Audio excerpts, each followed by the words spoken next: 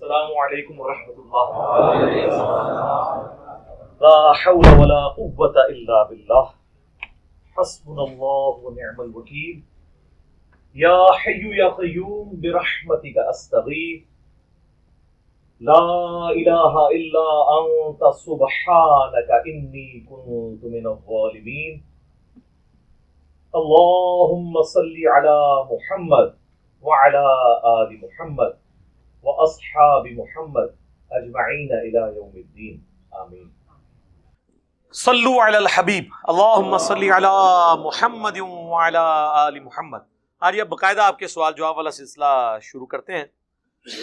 قابیل نے جو حابیل کو قتل کیا، یہ بات سننے میں آئی ہے کہ رہتی دنیا میں جو بھی قتل ہوگا اس کا گناہ قابیل کے ہوگا. کیا یہ درست ہے؟ اچھا، اور وہ آگے کہتے ہیں جی یہ تو چونکہ اس نے پہلی سنت جاری کی تھی تو اعتراض لوگ کرتے ہیں کہ اس نے ترغیب تو نہیں دلائی باقی قتل کی.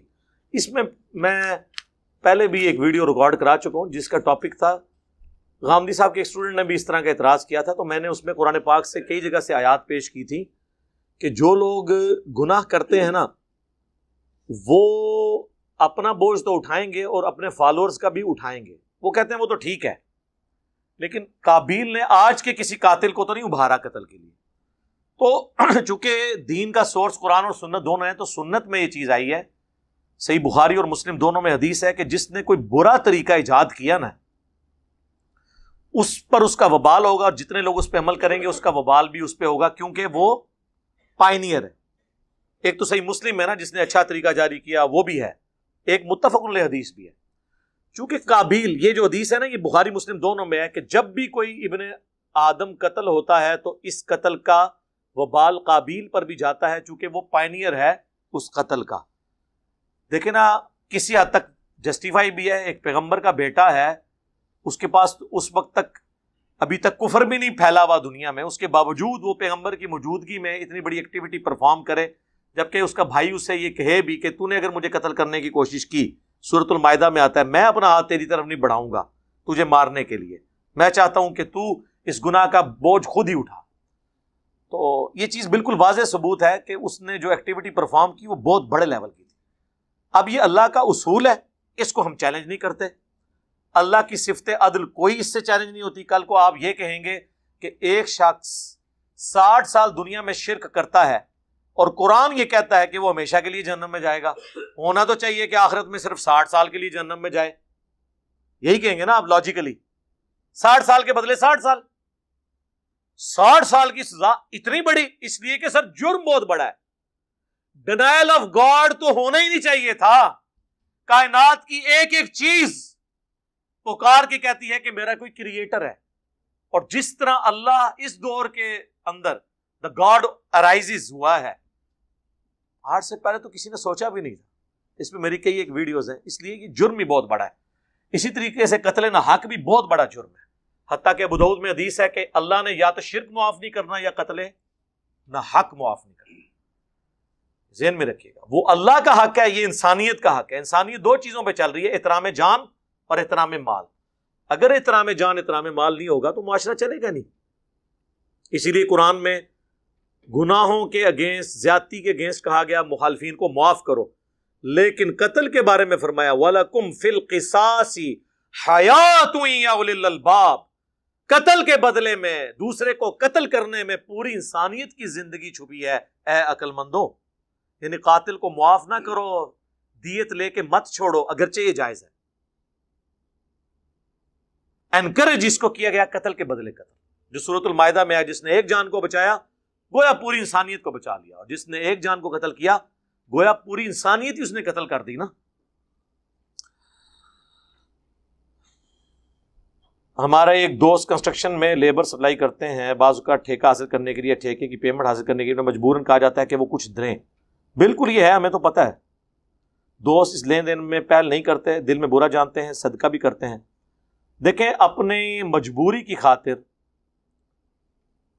اگر کوئی شخص کسی کو رشوت دیتا ہے اپنے جائز کام کے لیے جو اس کے بغیر ممکن نہ ہو، ایون یہاں تو بعض اوقات میٹر لگوانے کے لیے بھی رشوت دینی پڑ جاتی ہے. آپ لوگوں کو تو یاد نہیں، جب ہم لوگ میٹرک میں تھے اس وقت تو آپ کو ڈومیسائل بنوانا، شناختی کارڈ بنوانے کے لیے بھی ٹائم پہ رشوت چاہیے ہوتی تھی. یہ تو نادرہ کی وجہ سے بڑی آسانی ہو گئی ہے. پہلے تو یہ مشکل ترین کام ہوتے تھے. چھوٹا موٹا کام عدلیہ کا، جوڈیشری کا نکل آئے عذاب پڑ جاتا تھا. تو جائز کام کے لیے اگر آپ رشوت دیتے ہیں تو اس کا وبال لینے والے پر ہے، دینے والے پر نہیں ہے، کیونکہ وہ مجبوراً دے رہا ہے. لیکن اس کو اپنے دل میں اسے برا سمجھنا ہے.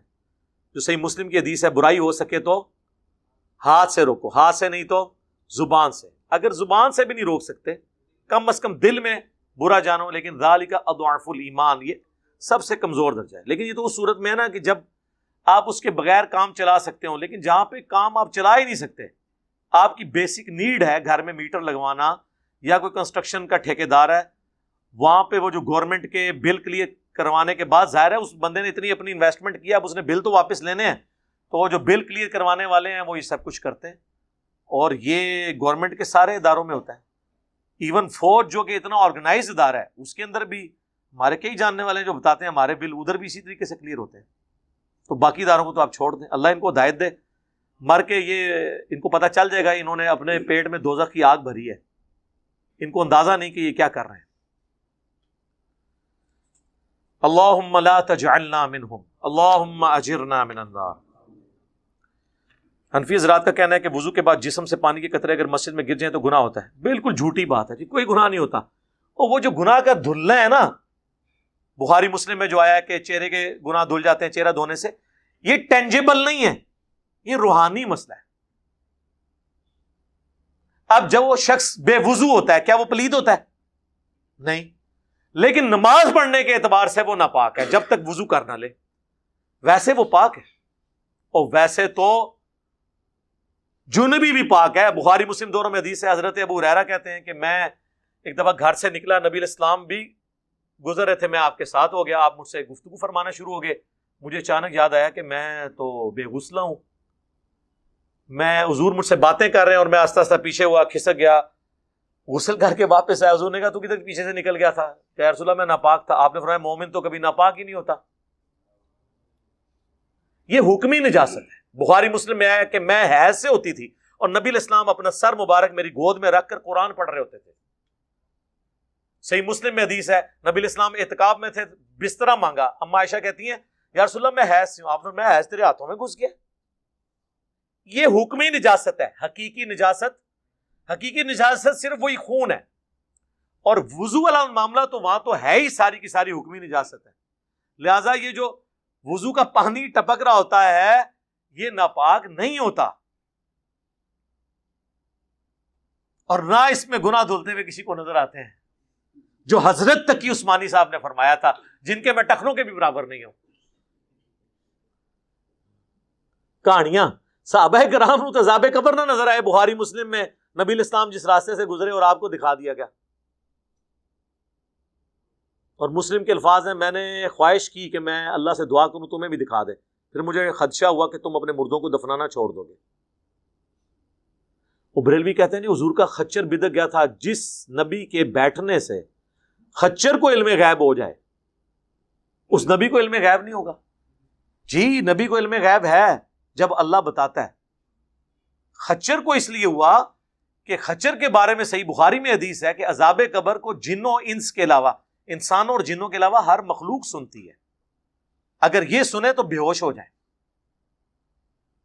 تو اگر آپ نے اپنے بزرگوں کو عذاب قبر دکھانا ہے تو انہیں کیا بنانا پڑے گا؟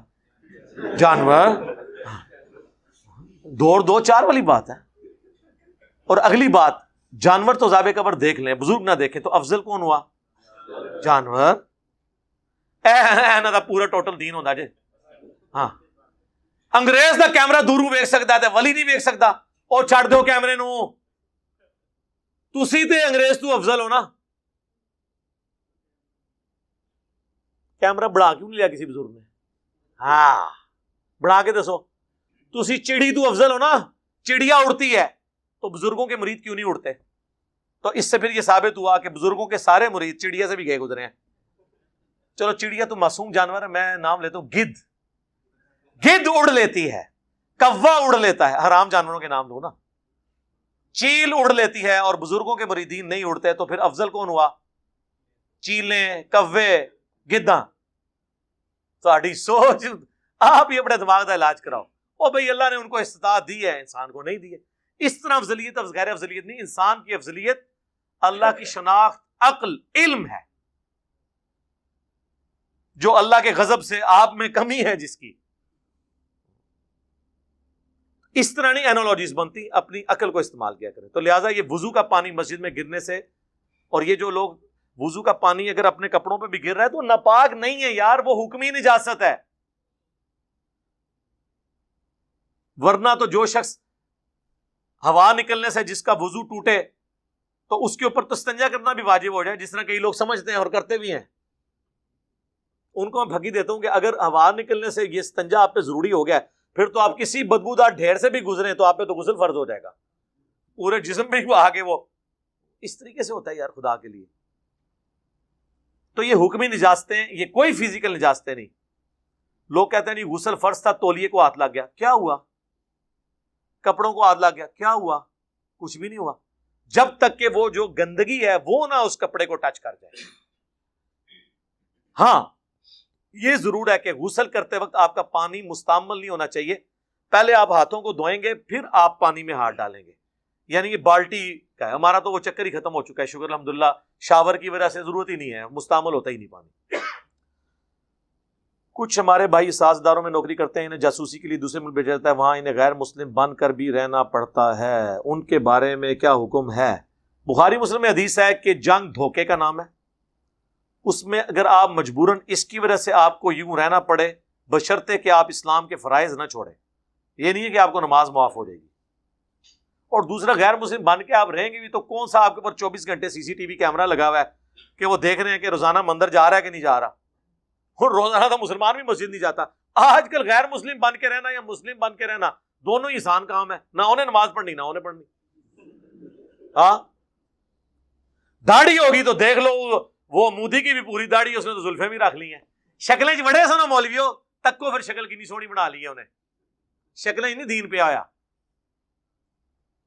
اسلام کمپرومائز نہ ہو، کوئی شرکی ایکٹیویٹی آپ نہیں کریں گے. پھر ذہن میں رکھیے گا. ویسے اب زبانی کلامی اگر دھوکے کے طور پہ کہتے ہیں کہ میں اس طرح ہوں، تو اکثر تو ہندو سیکولر ہو چکے ہیں، جس طرح اکثر کرسچنز بھی سیکولر اور ایتھیسٹ ہو چکے ہیں. وہ اپنے دین کو اس طرح پریکٹس نہیں کرتے. اس قسم کا آپ ہندو بن کے رہیں. باقی یہ میں آپ کو نہیں کہوں گا کہ آپ پادری یا پنڈت بن کے رہیں جاسوسی کے طور پہ. ایک کام نہ کرو. اگرچہ ہمارے کئی مفتیاں ایسے ہیں جن کے خطرے نہیں ہیں، وہ انڈیا کے ایجنٹ ہیں، بعد میں پتہ چلتا ہے جب ہمارے ادارے ان کو پکڑتے ہیں. لیکن تسی یہ کام نہ کرو، کوئی اور کام کرو. بس صرف اس کے اندر. علی بھائی زندگی سے ایک ہی گلہ ہے مجھ کو، تو بہت دیر سے ملا ہے مجھ کو. تہاڈا بھلا. اچھا مجھے اگلا حصہ میں نے پہلے پڑھ لیا ہوتا تو میں سوال بھی نہیں پڑھنا. کوئی سوال لکھ کے بھیجو. نیک عورتیں نیک مردوں کے لیے، ناپاک مرد ناپاک عورتوں کے لیے، لیکن معاشرے میں اس کے برعکس. اس کے اوپر میری ویڈیو بھی ہے. پاک مردوں کے لیے پاک عورتیں، یہ قرآن کی آیت ہے. یہ اللہ تعالیٰ نے ایک سجیسٹ کیا ہے، سورہ نور کے اندر بھی آیا تفصیل کے ساتھ، کہ ناپاک مرد پھر اسی کے اہل ہیں کہ انہیں ناپاک عورتیں ہی ملیں، اور پاک مرد اس کے اہل ہیں کہ انہیں پاک عورتیں ملیں. یہ اللہ تعالیٰ نے ایک جنرل رول کے طور پہ بتایا. Exceptions are always there. حضرت نوح اور لوط دونوں کی بیویاں مشرکہ تھیں. اگرچہ وہ بدکار نہیں تھیں لیکن مشرکہ تو تھیں. شرک خود بہت بڑا ایک جرم ہے. اور قرآن میں آیا سورہ التحریم کے آخری رکوع میں کہ وہ دو بہترین بندوں کے انڈر تھیں اور وہ ان کو اللہ کے عذاب سے نہ بچا سکے. تب باب شاہی کوئی نہیں. جب نوح اور لوط علیہم السلام اپنی بیویوں کو نہیں بچا سکے، تو یہ نہیں ہے کہ کسی کو اگر بری عورت مل جائے تو اس کا مطلب ہے کہ وہ خود برا ہے. نہیں، یہ کبھی کبھار انسان کا، لیکن جنرل ایسا نہیں ہوتا. بعض اوقات آزمائش کے طور پہ انسان کے ساتھ ہو بھی جاتا ہے. تو یہ اس آیت کا یہ مطلب نہیں ہے. وہ اللہ نے کہا ہے اس میں یہاں تک کہ زانیہ مرد جو ہے نا وہ اہل اسی کے ہیں کہ وہ کسی زانیہ عورت کے ساتھ شادی کرے، پاک عورت کے ساتھ نہ کرے. جس طرح یہ کئی اسلامی بھائی جو اسلامی بہنوں کی خدمت کے لیے ان کے کالجز کے باہر کھڑے ہوتے ہیں، ان سے اگر پوچھیں کہ تمہاری بیوی کیسے ہونی چاہیے تو وہ کہتا ہے جی فل نقاب. تو ہی تھے کہ پہ لینا ہے. تو پھر ایسے کو کہا جائے گا کہ بدکار مردوں کے لیے بدکار عورتیں. دیکھ لیں انسان کے اندر یہ، میں نے کتنے کلین شیو لوگ دیکھے ہیں، ان کی بیویاں پورا پورا حجاب کرتی ہیں اور ان کے کہنے پہ کر رہی ہوتی ہیں. وہ کہتے ہیں نہ یہ اس پہ کوئی کمپرومائز نہیں. ہمارے عثمان بھائی بتا رہے، ان کے ایک دوست ہیں یہاں پہ، تو انہوں نے وہ آدھا پہنا ہوا، وہ جنہوں کہتے ہیں وہ شارٹ، وہ چھوٹا سا وہ جو پینٹی ہوتی ہے، کلین شیو، ہیٹ پہنا ہوا اوپر، اور ساتھ ان کی بیوی جس نے ہاتھ میں بھی دستانے پہنے ہوئے، نقاب، ٹھیک ہے جی، اور فل حجاب. تو عثمان بھائی کہتے ہیں یار سارا اسلام بیوی سے لا چڑھا ہے، تھوڑا اپنے بھی لاؤ. پردے میں اسٹرکٹ ہونا کرنا جی، سارا اسلام بیوی سے لایا ہے. خدا کے لیے اپنے اوپر بھی اسلام نافذ کریں. آپ کے فالوورز کو کیسا ہونا چاہیے؟ میرا کوئی فالوور نہیں ہونا چاہیے، میرے اسٹوڈنٹس ہیں. فالوور نبی علیہ السلام کے آپ بنے. وہ کیسے ہونا چاہیے؟ وہ صحیح مسلم میں حدیث ہے. اما عائشہ سے پوچھا گیا بتائیے نبی علیہ السلام کی سیرت اور اخلاق کیسا تھا؟ انہوں نے کہا تم قرآن نہیں پڑھتے. قرآن ہی نبی علیہ السلام کا اخلاق. قرآن کو مطلوب انسان وہ ہے جس کی قبر مدینے میں ہے صلی اللہ علیہ وآلہ وسلم. ایسا ماڈل ہونا چاہیے انسان کو. لقد کان لکم فی رسول اللہ اسوۃ حسنہ. نبی علیہ السلام کو آپ فالو کریں، حق کی پیروی کریں. نبی علیہ السلام نے جو وصیتیں کی ہیں، قرآن اور سنت، قرآن اور اہل بیت، اس کو فالو کریں. موٹی موٹی چیزیں ہیں جن کو آپ نے فالو کرنا ہے بس. السلام علیکم. وعلیکم السلام. قیامت کے دن محشر کے میدان میں کل انسانیت کے کیا احساسات ہوں گے؟ انسان زمین کی کیا کیفیت ہوگی؟ اور نیک لوگ جو اللہ کے عرش کے سائے میں ہوں گے وہ اپنے عزیزوں کو پہچانتے ہوں گے. سر بہت کچھ ہے، قرآن پڑھیں تو صحیح. قرآن نے تو آخرت کی فلمیں چلا کے بتا دی ہیں پوری پوری. اصحاب الاعراف کا کیا معاملہ ہوگا؟ سورۃ الاعراف پڑھ کے دیکھیں. جو جن کی نیکیاں اور گناہ برابر ہو جائیں گے، درمیان میں لٹکے ہوں گے، ان کے ساتھ کیا ہوگا؟ اور جو امن میں ہوں گے ان کے ساتھ کیا ہوگا؟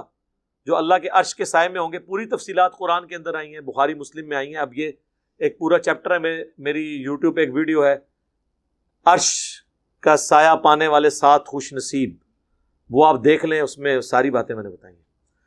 امام عشاء کی نماز پڑھا رہا ہو اور ہم نے مغرب کی پڑھنی ہو جبکہ ہم عشاء کی پڑھ چکے ہوں، تو اس کا تو میرے پاس کوئی طریقہ نہیں میرے بھائی. عشاء کے پیچھے مغرب نہیں ہو سکتی کیونکہ وہ آڈ ایون کا فرق ہے. مغرب والے کے پیچھے آپ عشاء پڑھ سکتے ہیں کہ وہ 3 پڑھ کے سلام پھیر دے، آپ نہ پھیریں، ایک ساتھ ملا لیں. لیکن ایک بندہ عشاء پڑھ رہا ہے تو وہ اس نے چونکہ 4 کی نیت کی ہے، 4 والے کے پیچھے 3 تو نہیں ہو سکتی، الا یہ کہ مسافر ہو، وہ 2 پڑھ کے سلام پھیر دے اور آپ ایک ساتھ ملا لیں.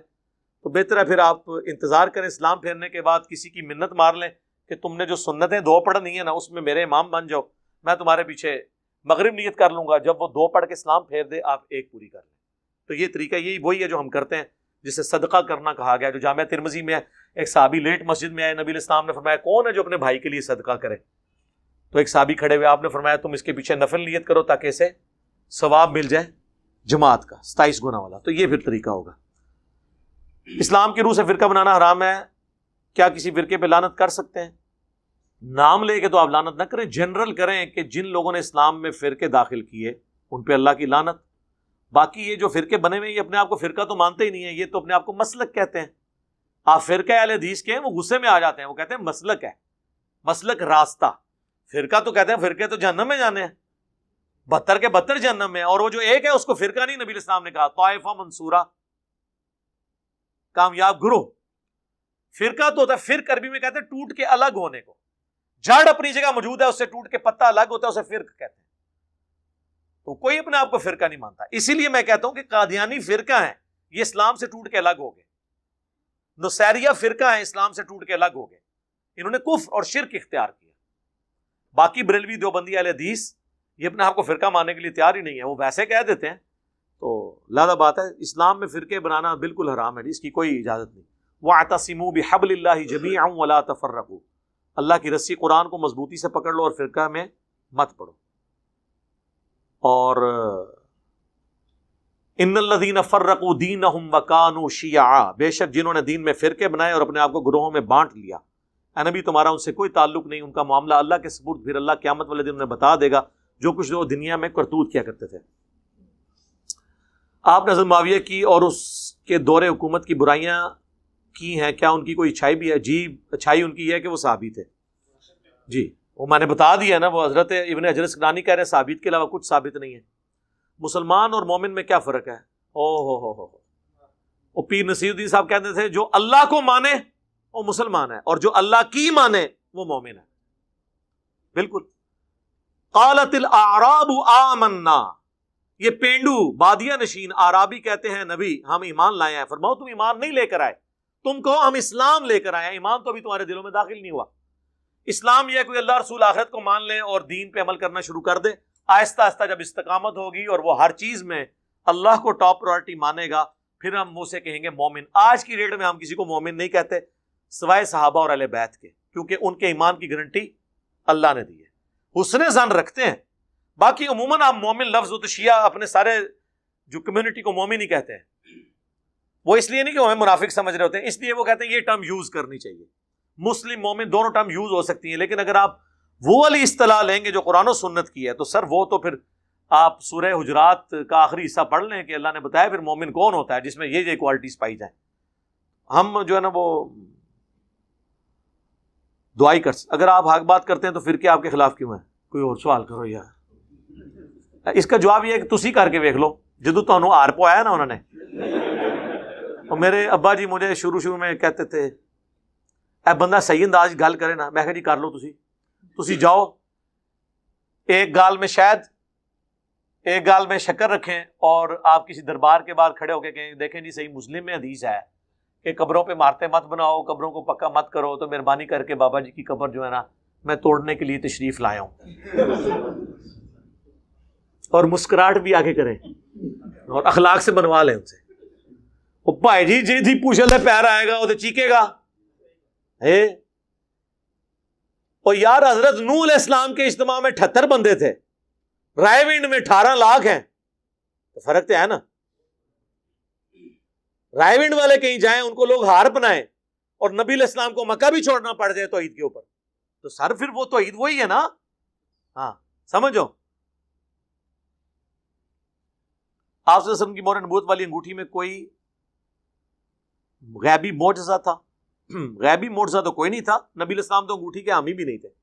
بخاری مسلم میں آتا ہے کہ صحابہ کرام نے کہا یا رسول اللہ یہ جو آپ لیٹرز لکھ رہے ہیں نا غیر مسلموں کو، وہ بغیر مہر کے نا اس کو اتھینٹک نہیں مانتے، تو پھر آپ نے مجبوراً ایک مہر بنوائی جس کا نقش آپ کو نظر آتا ہے، اور آپ اللہ از دا ٹاپ پرائورٹی دیکھیں، نبی علیہ السلام نے اس پہ لکھا ہے محمد رسول اللہ، محمد نیچے لکھا ہے، رسول اوپر، اور اللہ سب سے اوپر لکھا ہوا ہے۔ پرائورٹی دیکھیے، اور نیچے سے اوپر، ویسے تو ہم جب بھی کوئی رائٹنگ کرتے ہیں اوپر سے نیچے کرتے ہیں یا دائیں سے بائیں، اس طرح ہی ہوتا ہے نا، لیکن نبی علیہ السلام نے وہ مہر بنائی محمد رسول اللہ، اللہ کا نام بھی اوپر رکھا، وہ مہر آپ نے بنوائی، وہ آپ لگا کے دیتے تھے۔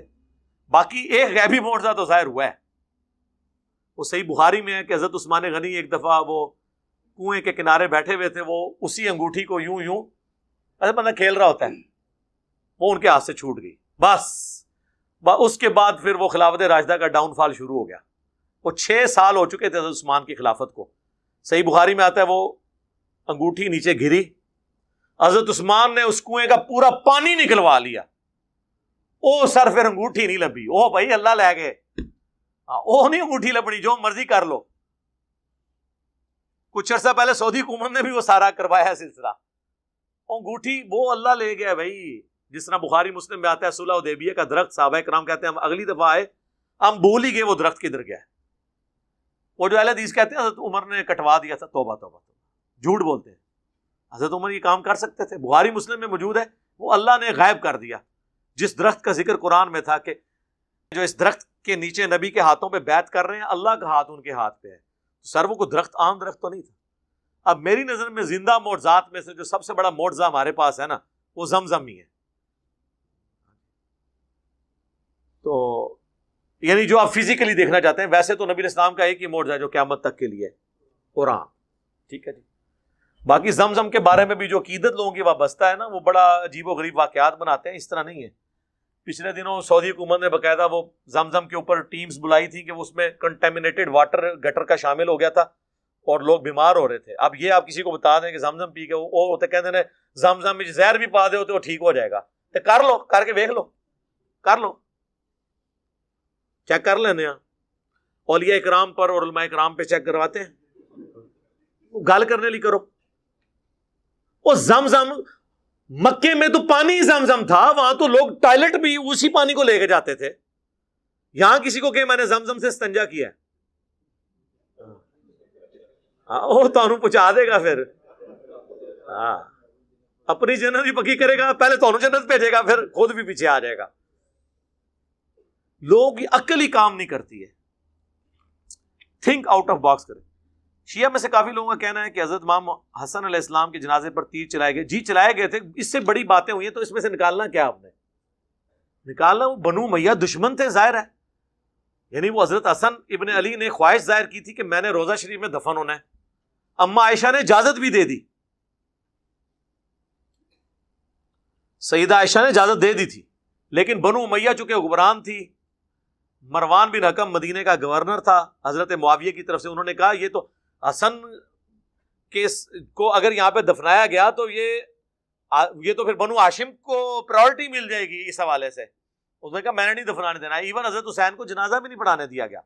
حضرت حسین نے کہا ٹھیک ہے, حکمرانوں کا یہ ٹائٹل ہے, وہ پڑھائیں جنازہ, کیا فرق پڑتا ہے. حضرت حسن ان کے نہ تو جنازہ پڑھانے کے محتاج ہیں اور نہ روضہ شریف میں ساتھ دفن ہونے کے محتاج ہیں.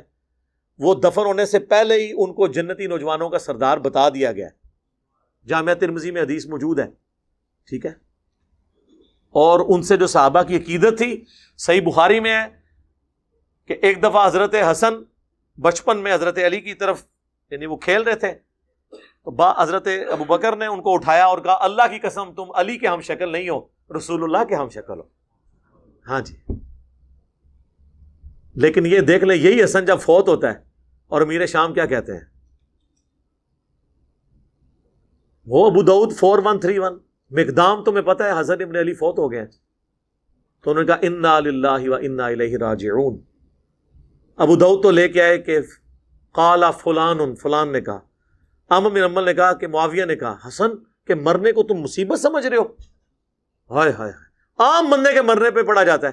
انہوں نے کہا کہ معاویہ تیری اس بات نے مجھے انتہائی تکلیف دی ہے, میں اس وقت تک یہاں سے نہیں اٹھوں گا جب تک کہ میں تجھے ایسی باتیں نہ سناؤں جسے سن کے تجھے غصہ آئے, اور اگر میں جھوٹ بولوں تو کہہ دینا میں جھوٹا ہوں, اور اگر میں سچ کہہ رہا ہوں تو میری تصدیق کر دینا. اور ایک پاس چمچا بیٹھا ہوا کہتا ہے حسن تو ایک آگ کا انگارہ تھا جسے اللہ نے بجھا دیا. یعنی وہ ہر ٹائم ان کے سر پہ لٹکی ہوئی تلوار تھی کہ ان کے ساتھ ٹریٹی کی ہے اور پوری کرنی پڑے گی. حسن فوت ہو گیا, انہوں نے اپنی مرضی کری, اور پھر کی تھی بھی اپنی مرضی. پھر حضرت مقدام نے وہاں پہ پھر کلمہ حق بلند کیا. انہوں نے کہا بتا, ہاں رسول اللہ نے کیا مردوں کے لیے ریشم کو منع نہیں کیا, سونا منع نہیں کیا, چیتوں کی اور درندوں کی کھال پہننے سے ان کو بچھا کے ان پہ بیٹھنا یہ تکبر کی علامت نہیں ہے. ان کا معاویہ تینوں کام تیرے گھر میں ہوتے ہیں. انہوں نے آگے سے نہیں کہا کہ تو جھوٹ بول رہا ہے یا تو نے انجینئر کی ویڈیوز دیکھی ہیں میرے خلاف ہو گیا. ان کا مقدام کو مال دو, مقدام کو انہوں نے مال دیا, انہوں نے ادھر ہی غریبوں میں تقسیم کر دیا. یہ لوگ مال کے لالچی تو نہیں تھے یار. علی کے ماننے والے تو پھر آپ کو پتہ ہے زہد میں ہوتے ہیں. علی بھائی اگر کوئی آپ کے نام پر فیس بک پیج یا یوٹیوب بنانا چاہتا ہے تو اجازت میں نے دی ہوئی ہے, صرف ویڈیو اشتہار نہیں چلانے اور کسی حرام چیز کا اشتہار ڈسپلے نہ ہو. امیجز آئیں گے, ہم نے اجازت دی ہوئی ہے. شیعہ فرقہ میں سے کچھ رافضیوں کا ماننا ہے کہ جو شخص 12 اماموں سے ایک کا بھی انکار کرے وہ جہنمی ہے. وہ جاہل ہے. عقیدہ امامت پہ میرا یہ ویڈیو ریکارڈ موجود ہے, یہ تو خود اصول الکافی میں لکھا ہے. جو عقیدہ امامت کو نہیں مانتا نا, وہ اللہ کی رحمت سے وہ بھی جنت میں چلا جائے گا. یہ بنیادی چیز نہیں ہے.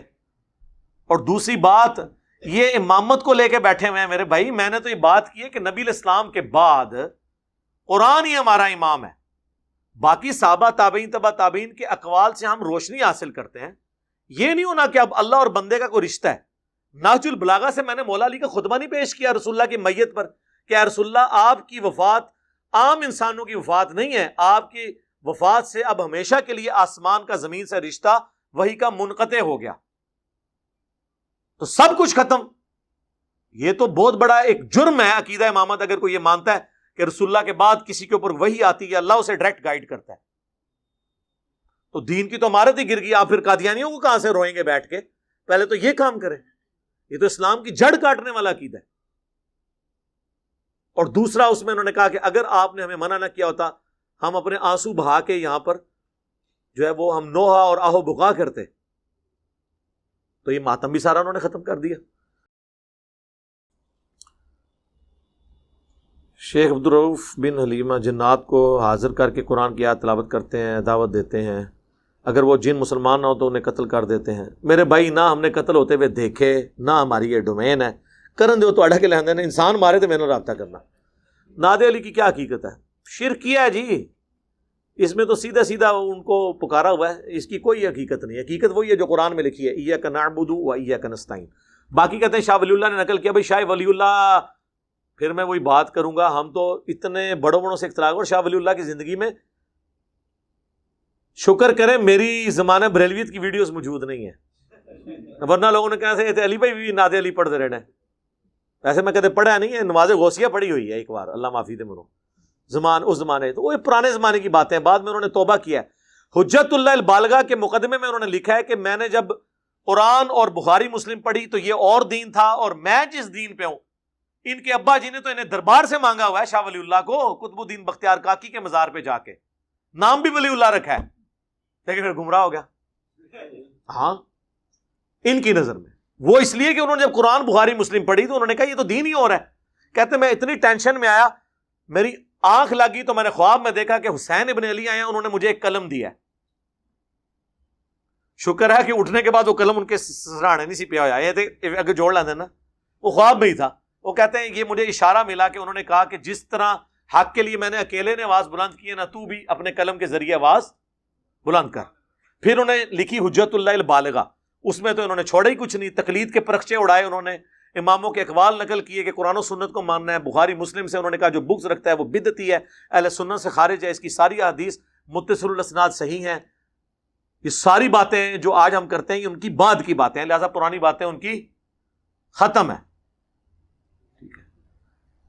ویسے تو میری والدہ نے بھی جب میں پیدا ہونے والا تھا تو انہوں نے خواب میں دیکھا کہ یہ جو بڑی ماں ہے پنڈی والے بزرگ, انہوں نے آگے ایک بچہ دیتا ہے. اللہ نہ کرے آندہ کوئی بابا میرے ورگا بچہ کسی ماں نو دے کے جائے. ہاں میں بھی بزرگاں دا فیض ہے, ہاں میرے نال دھیان نال, اس سے کیا فرق پڑتا ہے. علی بھائی آپ سے ہی پوچھنا تھا کہ کیا قبر پر جا کر السلام علیکم یا اللہ کہنا چاہیے؟ سنت ہے.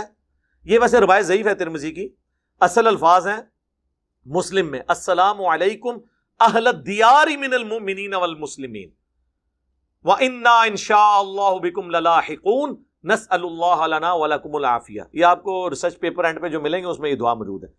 اے مومنین اور مسلمین جو یہاں پہ دفن ہو, تم پر ہماری طرف سے سلامتی ہو, اللہ تعالیٰ تمہاری بھی مغفرت کرے, ہماری بھی, ہمیں بھی مر کے تمہارے پاس آنا ہے, ہم اللہ کے حضور تمہارے لیے اپنے لیے عافیت کا سوال کرتے ہیں. علی بھائی اگر یہ کہنا جائز ہے, سنت ہے, تو جس قبر میں ہے اس پر فرض ہوگا سلام کا جواب. بھئی سلام اللہ پہنچائے گا, جواب وہ دے گا, آپ کی کیا ٹینشن ہے. بخاری مسلم میں حدیث ہے, جب نماز میں پڑھتے ہو نا السلام علیکہ ایھا النبی, تو زمین و آسمان میں السلام علینا وعلی عباد اللہ الصالحین, ہر نیک بندے تک اللہ تمہارا سلام پہنچا دیتا ہے. یہ نہیں ہوتا کہ جواب کی آواز آپ کو آنی ہے. وہ کہتے ہیں یہ ابو داؤد میں حدیث ہے کہ جو میری قبر پہ سلام پڑھے گا اللہ میری روح لوٹا دے گا, کیونکہ قبر والے چیپٹر میں امام ابو داؤد, میں اس کے سلام کا جواب بھی دوں گا. بالکل ہم مانتے ہیں, لیکن یہ سب برزخی ہے. روح کا لوٹنا برزخی ہے, وہ والا لوٹنا نہیں ہے جو آپ دنیاوی طور پہ نکلنا اور لوٹنا مانتے ہیں. جی جواب دیتے ہیں, سنتے ہیں, جی اس میں سننے کا نہیں لکھا. قبر پہ جو سلام پڑھتا ہے اس کو حضور خود جواب دیتے ہیں. یہاں سے جو پڑھتا ہے وہ فرشتے پہنچاتے ہیں. وہ سن نسائی میں حدیث ہے, زمین میں فرشتے سیاحت کرتے ہیں, میرے امتیوں کا سلام میرے تک پہنچاتے ہیں. اچھا جی حضور جب سلام دیتے ہیں تو مطلب ہے انہوں نے سن لیا ہے. اگر یہ مطلب ہے تو جب آپ قبر پہ سلام عرض کرتے ہیں تو آپ کو جواب کی آواز بھی آنی چاہیے. کہتے نہیں وہ تو نہیں آتی, تو ہمارے جانے کی بھی آواز حضور کو نہیں جاتی, اللہ پہنچاتا ہے. یہ ایک ڈپارٹمنٹ یہ الگ ہے, یہ برزخ کا معاملہ ہے. وَمِن وَرَائِهِمْ بَرْزَخٌ إِلَى يَوْمِ يُبْعَثُونَ, جو سورۃ المومنون میں آیا. مرنے سے لے کر قیامت تک برزخ ہے, بیریئر ہے. ٹھیک ہے, اس کو آپ دنیا کی اس معاملات میں قیاس نہ کریں. علی بھائی آپ نے نماز کا طریقہ اور ویڈیو دیکھی جس میں آپ نے سجدے کے درمیان اپنے ہاتھوں کو کانوں تک اٹھائے ہیں, جبکہ بخاری شریف میں یہ میں نے اس میں ہی بتایا میرے بھائی, دونوں طرح موجود ہے. کندھے کی سیدھ میں بھی رکھ سکتے ہیں, کانوں کی سیدھ میں بھی رکھ سکتے ہیں, انگلیاں جوڑ کے بھی رکھ سکتے ہیں, کچھ تابعین سے ثابت ہے، نارمل بھی رکھ سکتے ہیں، یہ میں نے اس کی پوری تمہید میں بتایا، ٹھیک ہے، لہذا اس میں کوئی مسئلہ نہیں ہے۔ رہ گیا اور رفع الیدین کرنا، اور یہ کہہ رہے ہیں کہ بخاری میں کہ عبداللہ بن عمر کہتے ہیں کہ نبی علیہ السلام سجدوں کے درمیان نہیں اٹھاتے تھے، بالکل آپ کا عمومی عمل یہی تھا کہ آپ سجدوں کے درمیان نہیں اٹھاتے تھے، لیکن میں نے بتایا کہ انس ابن مالک 2 سجدوں کے درمیان رفع الیدین کرتے تھے۔ امام بخاری نے جز رفع الیدین اپنی کتاب میں نقل کیا ہے، جس کی وجہ سے ہم 2 سجدوں کے درمیان رفع الیدین کو جائز سمجھتے ہیں۔ جب کوئی صحابی کہے نا کہ یہ نبی علیہ السلام یہ عمل نہیں کرتے تھے، تو اس سے مراد یہ ہوتا ہے کہ عموماً یہ نہیں کرتے تھے، عین ممکن ہے کہ بعض اوقات وہ عمل اس طریقے سے کرتے ہوں، ہاں اگر کہیں اور رپورٹ نہ ہو پھر آپ کیٹاگوریکل، جس طرح نبی علیہ السلام کا عمومی عمل آہستہ آواز میں جنازہ ہے، لیکن صحیح بخاری میں عبداللہ ابن عباس نے بلند آواز سے سورہ فاتحہ پڑھی جنازے میں اور کہا کہ میں بتانا چاہتا ہوں کہ یہ بھی سنت ہے، تو دونوں طریقے سنت ہے، ہاتھ چھوڑ کے بھی نماز سنت، ہاتھ باندھ کے بھی، لیکن بیسک سٹرکچر نماز کی پوری دنیا میں آج بھی ایک ہے۔ دنیا کا ہر مسلمان، حنفی، شافعی، مالکی، حنبلی، اثنا عشری، زیدیہ، کوئی بھی ہو، قیام کرتے ہیں، قیام میں سورہ فاتحہ اور سورت ملاتے ہیں یا کوئی حصہ قرآن کا، اس کے بعد رکوع کرتے ہیں، رکوع کے بعد سیدھا کھڑے ہوتے ہیں، ہر رکعت میں 2 سجدے کرتے ہیں، 2 سجدوں کے درمیان بیٹھتے ہیں، ہر 2 رکعتوں کے بعد بیٹھتے ہیں، اور ہر 4 رکعت کے بعد نماز کو مکمل کرتے ہیں۔ وہ چاہے ایسے کر کے کریں، ایسے کر کے کریں، وہ خروج بالسنعی ہی ہے، نماز سے الگ ہونا۔ بیسک سٹرکچر ایک ہے، اسی وجہ سے آپ ایک دوسرے کے پیچھے نماز پڑھ سکتے ہیں، ورنہ اگر حنفیوں کے رکوع کا وقت آئے اور اس وقت شوافے کے سجدے کا وقت آ جائے تو ایک دوسرے کے پیچھے نماز ہی نہ پڑھ سکیں، شیعہ کے سجدے کا وقت آئے اور ہمارے رکوع کا وقت آ جائے تو ہم ایک دوسرے کے پیچھے نماز نہیں پڑھ سکتے۔ تو ڈاکٹر اسرار صاحب کہتے ہیں میں جامعہ الازہر مصر میں تھا تو وہاں مجھے حکمت سمجھ آئی، کہتے ہیں میں نے چھت پہ کھڑے ہو کے دیکھا، وہاں تو سارے فقہوں کے لوگ ایک ہی جگہ ہے نا، ویسے مینجمنٹ تو حنفیوں کے پاس ہے لیکن سارے اپنے اپنے طریقے سے نماز پڑھتے ہیں۔ کہتے ہیں میں نے چھت سے جب ان کو نماز پڑھتے ہوئے دیکھا تو مجھے اس دن حکمت سمجھ آئی کہ کوئی رفع دین کر رہا ہے، کوئی نہیں کر رہا، کسی نے ہاتھ باندھے ہیں، کسی نے چھوڑے ہوئے ہیں، لیکن سارے ایک امام کے پیچھے ہیں۔ تو میرے اس وقت یہ بات کلک ہوئی کہ ایک کے پیچھے اس لیے ہے کہ نماز کا طریقہ ایک ہی ہے۔ یہ اہم ہی لوگوں نے ڈکوسلا بھائی رفع الیدین کرنا نہ کرنا، اس سے اوور آل طریقے میں فرق نہیں پڑتا، ہم اسے سنت سمجھتے ہیں، اس کے بغیر ہم ایک رکعت بھی نہیں پڑھتے، لیکن بیسک سٹرکچر مولانا اسحاق نے بڑی پیاری سمجھائی تھی کہ ایک بندہ ہے جس کے اعضاء سلامت ہیں اور ایک بندہ ہے جس کا ہاتھ ٹوٹا ہوا ہے، لیکن اس کو بھی بندہ ہی مانا جائے گا۔ ایک لنگڑا ہے، اب یہ تو نہیں کہا جائے گا اس کی ٹانگ ٹوٹ گئی ہے تو اب یہ انسان ہی نہیں ہے۔ تو لنگڑی لوڑی نمازیں یعنی بغیر رفع الیدین والی، وہ بیسک سٹرکچر میں تو نماز ہے لیکن وہ اب لنگڑی لوڑی ہیں۔ اس لیے احمد بن حنبل کا فتویٰ ہے، جب ان سے پوچھا گیا کہ اگر کوئی رفع الیدین نہ کرے تو آپ کے خیال میں اس کی نماز ہو جاتی ہے، انہوں نے کہا مجھے نہیں پتا ہوتی ہے نہیں ہوتی، بہرحال طریقہ یہی ہے، ویل لیفٹ کر دیا۔ اللہ تعالیٰ نے اتنے بڑے ستارے اور سیارے کیوں بنائے؟ سر ساڑھے ہستے ہیں، ہاں آپ کو نہیں لگتا کہ جنت و جہنم کا وجود ان پر ہو سکتا ہے؟ ہو سکتا ہے جی، جب جائیں گے تو دیکھ لیں گے انشاءاللہ۔ ایک شخص کی 2 بیویاں ہیں، ایک کماتی ہے دوسری گھارداری کرتی ہے، کیا شوہر جو بیوی کماتی ہے اسے بھی نان و نفقہ دینے بالکل پابند ہے اور وہ آپ کو 1 روپیہ دینے کی پابند نہیں ہے، ذہن میں رکھیں، اور وہ آپ پہ صدقہ اور خیرات بھی کر سکتی ہے۔ بیوی اپنے شوہر کو زکات بھی دے سکتی ہے، ہاں شوہر اپنی بیوی کو زکات نہیں دے سکتا کیونکہ وہ اس کے ذمے ہے، اور اس کا ثبوت صحیح بخاری مسلم میں حضرت ابن مسعود کی بیوی، انہیں صدقہ کرنا تھا تو نبی علیہ السلام نے کہا اپنے خاوند کے اوپر کر، غریب آدمی ہے۔ تو ماشاءاللہ جی اس طرح کی اگر کسی کی بیوی ہے گھر کر رہی ہے، وہ نوکری کر رہی ہے تو آپ اس کو اپنا ضرور دیں، باقی وہ اگر نہیں لینا چاہتی اپنی مرضی سے تو کوئی مسئلہ نہیں، وہ چھوڑ دیں۔ میں عصر کی اذان کے بعد جماعت کے 15 منٹ والے وقت میں زور کی نماز ادا کرتا ہوں، اس طرح مغرب۔ کیوں جی تسی آرمی چیف ہو ہاں یا پرائم منسٹر ہو کہ تہاڈی اتنی مصروفیات نے؟ میرے بھائی یہ تو جواد نقوی صاحب کا کلپ آ گیا کہ یہ صرف اجازت تھی کہ آپ نے اس طرح کرنا ہے۔ 5 وقت میں الگ الگ نماز پڑھنا یہ نبی علیہ السلام کا عمومی عمل ہے، ہم نے تو صرف کچھ جواز کی حد تک بیان کیا ہے، اور اس میں بھی اگر آخری وقت میں ظہر اول وقت میں عصر پڑھ لیں پریفریبل ہے، لیکن جب آپ مسجد کے ساتھ اپنا تعلق رکھے ہوئے ہیں تو پھر ظاہر مسجد میں تو اپنے افضل ٹائموں میں ہی نماز ہونی ہے نا۔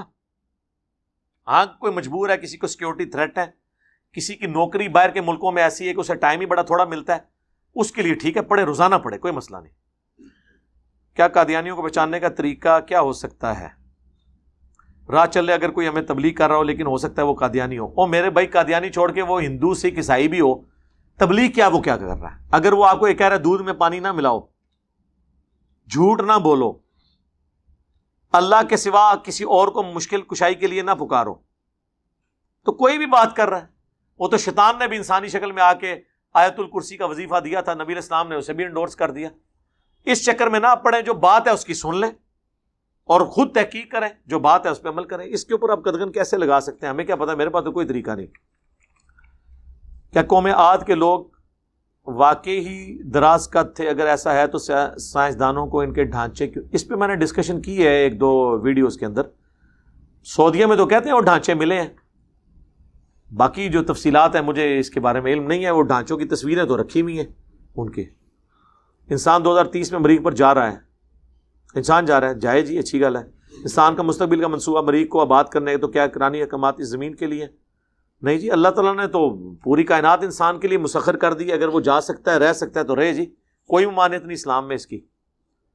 ہاں ایک مسئلہ ہوگا کہ نماز کے لیے وہ منہ کدھر کرے گا، اب امام حنیفہ کو تو نہیں پتا، میں آپ کو بتا دیتا ہوں۔ چاند سے زمین اسی طرح نظر آتی ہے جس طرح زمین سے چاند، صرف سائز بڑا ہے۔ چاند پہ کوئی کھڑا ہو نا تو اسے زمین اسی طرح دور اوپر نظر آئے گی، صرف سائز بڑا نظر آئے گا۔ تو چاند پہ بھی آپ زمین کی طرف منہ کر کے نماز پڑھیں، کعبے کی طرف آپ کا منہ ہو جائے گا، کیونکہ چاند پہ زمین کی طرف منہ کر کے نماز پڑھیں۔ جب چاند سے آپ زمین کی طرف منہ کیے ہوئے ہوں گے اتنے لاکھ کلومیٹر دور، تو وہ کعبے کی طرف ہی آپ کا منہ ہوگا، کیونکہ جب کوئی چیز ڈسٹنس میں دور ہو جاتی ہے اور اتنا سا اسپاٹ رہ جاتا ہے، اس پہ کعبہ بھی وہیں پہ ہے، کوئی دور نہیں ہے۔ اور 45 ڈگری میں تو ویسے ہی ہے، تو آپ تو بالکل ایگزیکٹ پڑھ سکتے ہیں۔ مریخ پہ بھی جائیں آپ، چاند زمین کی طرف منہ کر کے نماز پڑھیں۔ نبی علیہ السلام کی حدیث ہے، نماز ایسے پڑھو جیسے مجھے پڑھتے ہوئے دیکھتے ہو، بالکل بخاری میں ہے۔ کیا رسول اللہ نے نماز ہاتھ باندھ کر پڑھی اور ہاتھ کھول کر بھی؟ جی، دونوں طریقے میں نے بتائے، میری ویڈیو دیکھ لیں، بتائیں میں۔ ڈاکٹر عبد القدیر خان انتقال فرما گئے رحمہ اللہ تعالیٰ، اللہ تعالیٰ ان کی مغفرت کرے، انہیں نیک کاموں کا اجر دے اور ان کی برائیوں سے درگزر فرمائے۔ ہماری دعائیں ان کے ساتھ ہیں۔ باقی ہم اس مجلس کے اینڈ پہ میں ہر دفعہ جو فوت شدگان ہیں ان کے لیے دعا کرواتا ہوں، انشاءاللہ اس دعا کا حصہ انہیں بھی پہنچ جائے گا انشاءاللہ۔ باقی ڈاکٹر عبد القدیر صاحب کے حوالے سے، چونکہ وہ ایک سینسٹیو ادارے سے تعلق رکھتے تھے، میں نے یہ سارے ادارے وزٹ بھی کیے ہوئے ہیں، میں بالکل، چونکہ میرا بھی تعلق رہا ہے۔ اب ان کی جو خدمات ہیں وہ جنرل تو آپ کو پتہ ہیں، باقی جو ان کی کنٹریبیوشنز ہیں یا انٹرنل چیزیں، ان کو تو ہم یہاں بیٹھ کے سینسٹیو ایشوز کو ڈسکس نہیں کر سکتے۔ باقی ان کی جو پاکستان کے ساتھ یا اسلام کے ساتھ کمٹمنٹ تھی، اس کے اوپر تو کسی کی دوسری رائے نہیں ہے۔ اور مشرف نے جو ان کے ساتھ ظلم کیا اور انہیں قربانی کا بکرا بنایا، تو پوری قوم کی بےغیرتی ہے کہ اس وقت خاموش رہی ہے، سمیت میرے۔ ہم کیا کر سکتے تھے؟ جابر حکمران ہم پہ مسلط تھے، لیکن کم از کم اب قوم کو اجتماعی طور پہ ان کی اس موت کے وقت معافی مانگنی چاہیے، اللہ کے حضور ان کے لیے دعا کرنی چاہیے۔ ان کی زندگی میں تو ہم عوام الناس تو مانگتی رہی، جماعت اسلامی نے بھی کافی مسئلہ اٹھایا، ہماری عدلیہ نے بھی بڑا شرمناک رول ادا کیا، آخری وقت تک ان کی پٹیشن فائل تھی کہ انہیں عام پھرنے کی اجازت دی جائے۔ باقی جو لوگ ان کے ساتھ ظلم ہوا اس کا دفاع کرنے کے لیے بڑی باتیں کرتے ہیں، دیکھیں کمزوریاں ہر انسان میں موجود ہوتی ہیں، اور اس کا یہ مطلب نہیں ہے کہ کسی ایک بندے کو آپ قربانی کا بکرا بنائیں۔ وہ کہتے ہیں نہیں جی، ان کو تو امریکہ مانگ رہا تھا، ہم نے ان کے حوالے نہیں کیا، یہی ان کے لیے بہت بڑا اجر ہے۔ تو وہ اکیلے تو نہیں تھے جو ان پہ الزامات لگتے ہیں۔ پاکستان میں تو ایک سوئی نہیں کوئی باہر لے کے جا سکتا اس سینسٹیو چیزوں کی، کیونکہ اوور آل تو ساری سیکیورٹی ہماری ریاستی اداروں کے پاس ہے۔ ایک بندے کو قربانی کا بکرا، تو وہ تو شکیل افریدی کو بھی مانگ رہے ہیں کتنے عرصے سے، آپ نے اس کو بھی تو جیل میں رکھا ہوا ہے نا، تو نہیں حوالے کیا۔ حالانکہ میں سمجھتا ہوں کہ ڈاکٹر عافیہ صدیقی کے مقابلے پہ اس خبیث کو اگر ہم حوالے کر بھی دیں، اس کو تو اپنی سزا مل چکی ہے، جو کچھ اس نے پاکستان کی بدنامی کروانی تھی شکیل افریدی نے۔ وہ جو ڈاکٹر تھا وہ اسامہ بن لادن کا اس نے جو پوری کی تھی، وہ دیں مردود ہمارے کس کام کے، ان کے حوالے کریں غدار کو، اس کے بدلے میں ہم اپنی اس بہن کو یہاں واپس لیں، کر لیں ادلا بدلا۔ لیکن ہمارے حکمرانوں کی، نہ پچھلے حکمرانوں کی جرت تھی کہ وہ بات کریں نہ اس حکمران کی جرت ہے کہ یہ وہ سامنے بیٹھ کے یہ بات کریں. ہاں ادھر تقریریں لوگوں سے کروا لیں جتنی مرضی, یہاں وہ باتیں کریں گے. تو اس طریقے سے ڈاکٹر عبد القدیر صاحب کے ساتھ بھی میں سمجھتا ہوں کہ اس قوم نے جس طرح اپنے سارے محسنین کے ساتھ یہ کرتے رہی ہے, محمد علی جناح سے لے کے آج تک, ان کے ساتھ بھی کوئی اچھا سلوک نہیں تھا. عوام الناس ان کے لیے دعا کرتی تھی. باقی ان میں بشری کمزوریاں موجود تھیں, وہ میرے پاس فرسٹ ہینڈ نالج ہے, لیکن وہ تو پاکستان میں اکثر ایلیٹ کلاس کے اندر اس طرح کی کمزوریاں موجود ہوتی ہیں. لیکن اس شخص کی ایک قربانی تھی کہ اس نے اپنی لائف کا جو پیک تھی جس وقت, اس وقت اس بندے نے اپنی لائف کو سٹیک پہ لگا کے پاکستان کے لیے اتنی بڑی قربانی کی. اور اس کے بعد پھر ذوالفقار علی بھٹو کو بھی سلام ہے کہ انہوں نے ان کو انڈورس کر کے, ویسے اٹامک انرجی کا جو ادارہ ہے نا پاکستان اٹامک انرجی کمیشن, یہ تو 50s میں ہی قائم ہو چکا تھا, اور پاکستان جو ایٹمی طاقت بنا اس میں میجارٹی رول اسی ادارے کا ہے. لیکن اس میں جو سب سے کرٹیکل ایک سٹیج تھی, وہ جو سٹیج ہے وہ ڈاکٹر عبد القدیر خان نے پاکستان کو عبور کروائی ہے. اب وہ سینسٹیو باتیں ہیں مجھے کیمرے میں کرنے کی, ویسے اب نیٹ پہ پڑھ جائیں تو آپ کو پتہ چل جائے گا. کیونکہ میں اس لیے کہہ رہا ہوں کہ جو اٹامک انرجی کے لوگ ہیں نا وہ ان سے بڑے جیلس ہوتے ہیں. یہ علیحدہ سے ان کا ادارہ ہے اپنا کوٹا, یہ خان ریسرچ لیبس, جسے کوٹا بھی آپ کہتے ہیں, ریسرچ لیبس کہتے ہیں, ویسے وہ خان ریسرچ لیبس ہے KRL, اور یہ ہے Pakistan atomic energy commission PAEC. یہ دونوں الگ ادارے ہیں. اس لیے آپ دیکھیں اس وقت ڈاکٹر سمر بھی تھے جب وہ بٹن دبایا جا رہا تھا, ڈاکٹر عبد القدیر بھی تھے. دونوں کی کنٹریبیوشن ہے. کرٹیکل جو چیز تھی, زیادہ کام اٹامک انرجی کا ہے, لیکن اس میں جو آپ سمجھ لیں دل ہے نا اس کا, وہ کام ڈاکٹر عبد القدیر نے کیا تھا. ظاہر ہے کہ انہی کی قربانیاں تھی, وہ پاکستان کے پاس ٹیکنالوجی آئی اور پھر یہاں پہ محنت کے بعد. تو اس لیے میں سمجھتا ہوں کہ پاکستان کا ہر بچہ, پاکستان ایز اے نیشن, یہ پورا ملک, یہ ان کے مرہون منت ہے جو انہوں نے اتنی بڑی پاکستان کو اچیومنٹ کروائی ہے. ڈاکٹر عبد القدیر رحمہ اللہ تعالیٰ نے, اللہ تعالیٰ ان کی مغفرت کرے, انہیں نیک کاموں کا اجر دے, ان کی برائیوں سے درگزر فرمائے. دیکھیں کمزوریاں ہر انسان میں ہیں, لیکن اس کی اچھائیوں کا ذکر اس اعتبار سے کریں کہ ان کی اچھائیاں ان کی کمزوریوں پہ بھاری ہیں. بہت بڑی بڑی دعوے کرنے والی ہستیاں پاکستان کو وہ کنٹریبیوٹ نہیں کر سکیں جو ڈاکٹر عبد القدیر نے کیا. باقی جو ان کے اسکینڈلز بتاتے ہیں ان میں سے کئی ایک ٹھیک بھی ہیں کہ جی یہ ہو گیا, وہ ہو گیا, فلاں کو ٹھیکہ دے دیا, فلاں جگہ اتنا خرچہ کر دیا. تو میرے بھائی کیا یہ وہی کر رہے ہیں؟ اس سے زیادہ خرچے وہ لوگ کر رہے ہیں جنہوں نے کچھ بھی نہیں دیا, لیے ہی لیا ہے ہمیشہ. تو یار اس نے تو بہت کچھ ہمیں دیا. مجھے تو نہیں پتا کہ ان کو دفنا رہے کہاں ہیں. کوئی اس حوالے سے خبر آئی ہے سر؟ فیصل مسجد. دیکھیں میرے دل میں خیال آیا تھا, میں نے کہا میں پہلے پوچھ لوں. میرے دل میں خیال تھا کہ فیصل مسجد میں آپ نے وہ ایک اپنے بابا جی تو وہاں پہ دفنائے ہوئے ہیں, ضیاء الحق صاحب, جو ہمیں وہ دہشت گردی کا افریت دے کے چلے گئے, اور پاؤڈر کلچر اور ہیروئن کلچر اور کلاشنکوف کلچر. باقی ان کی خوبیاں اپنی جگہ ہیں, میں ان چیزوں کی تعریف بھی کرتا ہوں. پاکستانی فوج میں جو مذہب کا ایلیمنٹ غالب ہے, یہ سارا انہی کو کنٹریبیوشن جاتی ہے, لیکن ان کے ساتھ کمزوری ہوئی تو یہ تو زیادہ اہل ہے. اب یہ نہ ہو کہ ان بابا جی کے ساتھ دفن کر دیں, ان کو لادا دفن کریں اور مزار نہ بنائیں. بھائی مزار شزار بنانے کی ضرورت نہیں. وہاں قبر کا یہ فائدہ ہے کہ جتنے شادی شدہ نئے جوڑے ہیں وہ فیصل مسجد کی زیارت کے لیے جاتے ہیں, تو پورا پاکستان آلموسٹ وہاں جاتا ہے, باہر سے بھی لوگ آتے ہیں. تو جب بھی وہاں سے کوئی گزرے گا ان کے لیے دعا کرے گا. باقی اگر کوئی نہ بھی کرے, جن لوگوں نے اپنی زندگی میں اچھے کام کیے ہیں ان کو مسلمانوں کی دعاؤں کا حصہ آٹومیٹکلی ملتا ہے. لیکن ہمیں یہ حکم ہے, ربنا اغفر لنا ولاخواننا الذین سبقونا بالایمان, اے رب ہماری بھی مغفرت فرما, اور ہم سے پہلے جو ایمان کی حالت میں دنیا سے چلے گئے ان کی بھی مغفرت فرما, اور ہمارے دل میں ان کے لیے کوئی میل باقی نہ رکھ. یہ ہمیں دعا سکھائی گئی ہے. میت کے لیے دعا کرنے کا اللہ نے ہمیں حکم دیا ہے. بخاری مسلم دونوں میں حدیث ہے کہ ابو عامر جب فوت ہوئے تو نبی علیہ السلام کو ان کی وفات کی خبر پہنچی, تو آپ نے یوں ہاتھ بلند کیے حتیٰ کہ بغلوں کی سفیدی نظر آ گئی, کیونکہ نبی علیہ السلام کا عمومی لباس چادر اور تہمت تھی. اور آپ نے ہاتھ اٹھا کے کہا اللہ ابو عامر کو بخش دیے, اور اسے قیامت والے دن اپنی کثیر مخلوق پر فضیلت عطا فرمائی. یہ آپ کی دعا تھی. ابو داؤد ترمذی میں تو میت کی دعا تو ہے نا, اللہم اغفر لحینا و میتنا. یہ ساری دعائیں موجود ہیں. تو میرا خیال ہے یہ ساری دعائیں ہمیں ان کے حق میں کرنی چاہیے. اور ہماری دعاؤں میں ان کو حصہ آٹومیٹکلی پہنچ رہا ہے. السلام علینا وعلی عباد اللہ الصالحین کے تحت جو بخاری مسلم میں آتا ہے, زمین و آسمان میں ہر نیک بندے تک سلام پہنچ جائے گا. بہرحال وہ اسلام کے ساتھ ان کی عقیدت تھی. آخری وقت میں تو ظاہر ہے وہ بڑے مایوس ہوئے ہیں جو کچھ اس قوم نے ان کے ساتھ کیا. بہرحال قوم نے دیا بھی بہت کچھ ان کو, لیکن اس سے زیادہ کے حقدار تھے. جس تکلیف سے انہیں, جس کرب سے ان آخری 20 سالوں میں آلموسٹ 9/11 کے بعد آپ کہہ لیں گزرنا پڑا ہے, تو وہ اپنی جگہ. باقی ہے کہ میرا خیال ہے prime minister, army chief, at least ان دونوں کو تو جنازے میں خود شامل ہونا چاہیے اسلام آباد کے اندر ایک گڈ جیسچر کے طور پہ, اور اس خبر کو بڑھا چڑھا کر پیش کرنا چاہیے.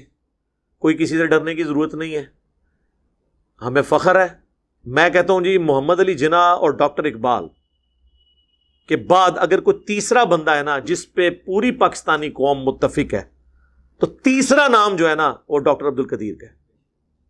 اگر کوئی کہتا ہے ان سے کوئی بھاری پرسنالٹی ہے جس کو سارے ہی پسند کرتے ہوں, سارے فرقوں کے, سارے پولیٹیکل جماعتیں, ایون وہ لوگ جنہوں نے ان کو یہاں تک پہنچایا, وہ بھی صرف کمزوری اپنی آقاؤں کے آگے شو کرتے ہیں, ادروائز وہ بھی ان سے محبت کرتے ہیں. اور وہ نظر بند تھے اپنے گھر میں, یہ نہیں تھا کہ انہیں جیل میں پھینکا ہوا تھا, لیکن پھر بھی یار یہ کہنا آسان ہے. آپ کو دنیا کی ہر فیسلٹی دے کے ایک جگہ بٹھا دیا جائے نا اپنے گھر کے اندر بھی, تب بھی انسان کی ایک نیچر ہے, وہ نہیں رہ سکتا. اس کا بھی دل کرتا ہے وہ باہر نکلے. نظر بندی ہوتی ہے. لوگ تو بڑے آسانی سے کہہ دیتے ہیں جی گھر کے اندر نظر بند ہے. گھر کے اندر کتنی دیر آپ رہ سکتے ہیں؟ باہر تو نکلنا ہی پڑتا ہے کبھی نہ کبھی. آپ نہ نکلیں 1 سال کے لیے, جناب آپ ذہنی مریض بن جائیں.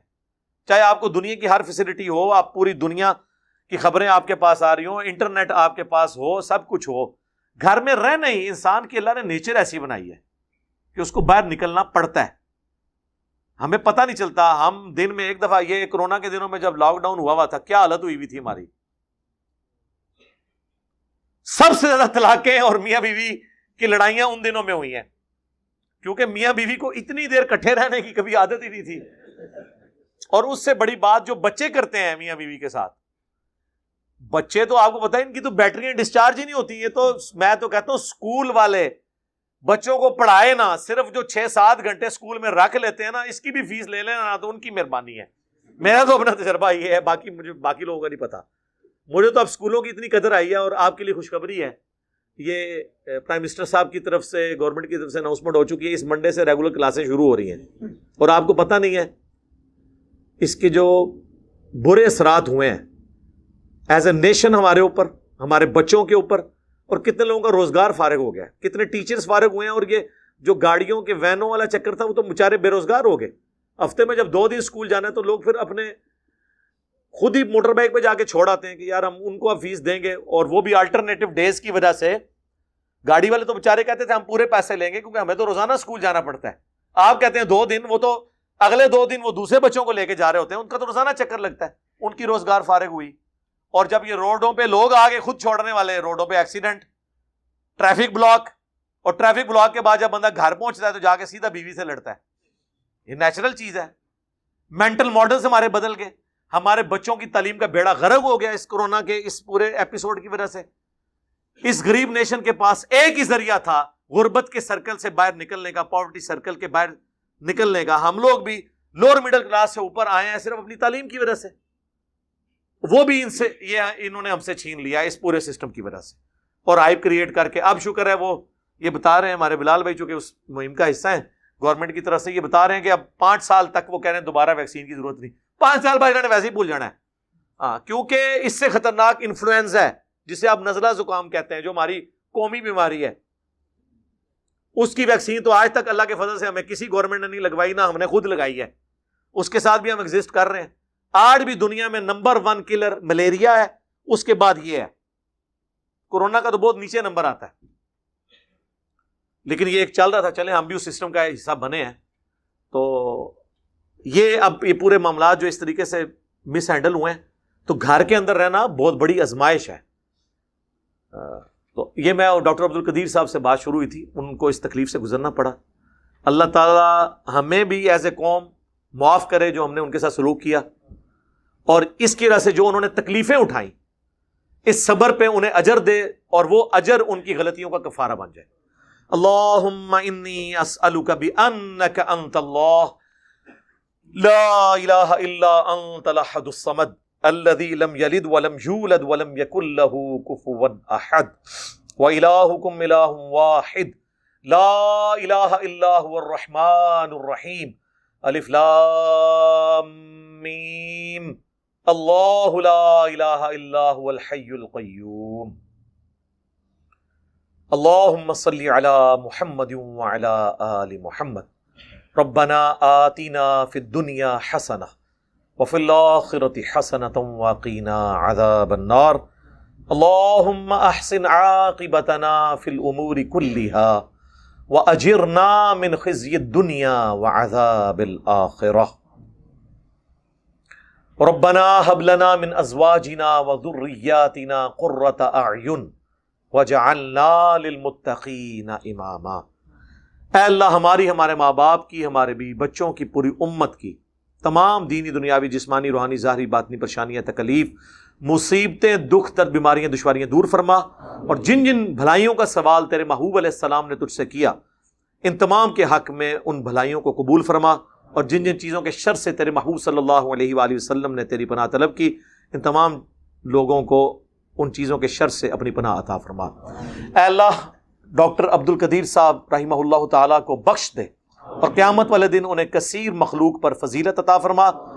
بحیثیت انسان جو ان سے برائیاں ہوئیں اے اللہ ان سے درگزر فرما، اور اے اللہ جو ان کو تکلیفیں اس قوم سے اٹھانی پڑی اس پہ اس قوم کو بھی معاف فرما، اور اس کے اگینسٹ جو انہوں نے صبر کیا اس صبر پہ انہیں اجر عظیم عطا فرما. اے اللہ ہمارے ملک پاکستان کی خیر فرما، اسے اندرونی اور بیرونی خطرات سے محفوظ فرما، پورے عالم اسلام کی خیر فرما. اے اللہ چائنا میں، کشمیر میں، فلسطین میں، افغانستان میں، عراق میں، شام میں جہاں کہیں بھی مسلمان مصیبت پریشانی میں ہیں اے اللہ غیب سے ان کی مدد فرما. حاضرین کے دلوں میں جو جو نیک اور جائز دعائیں ہیں قبول فرما. حاضرین کے جو چھوٹے بڑے رشتہ دار فوت ہو چکے ان کی مغفرت فرما. اللہم اغفر لحینا ومیتنا وشاہدنا وغائبنا وصغیرنا وکبیرنا وذکرنا وانثانا. اللہم من احییتہ منا فاحیہ علی الاسلام ومن توفیتہ منا فتوفہ علی الایمان. سبحان ربک رب العزة عما یصفون وسلام علی المرسلین والحمد للہ رب العالمین وصلی اللہ علی النبی الکریم وعلی آلہ واصحابہ اجمعین الی یوم الدین. آمین.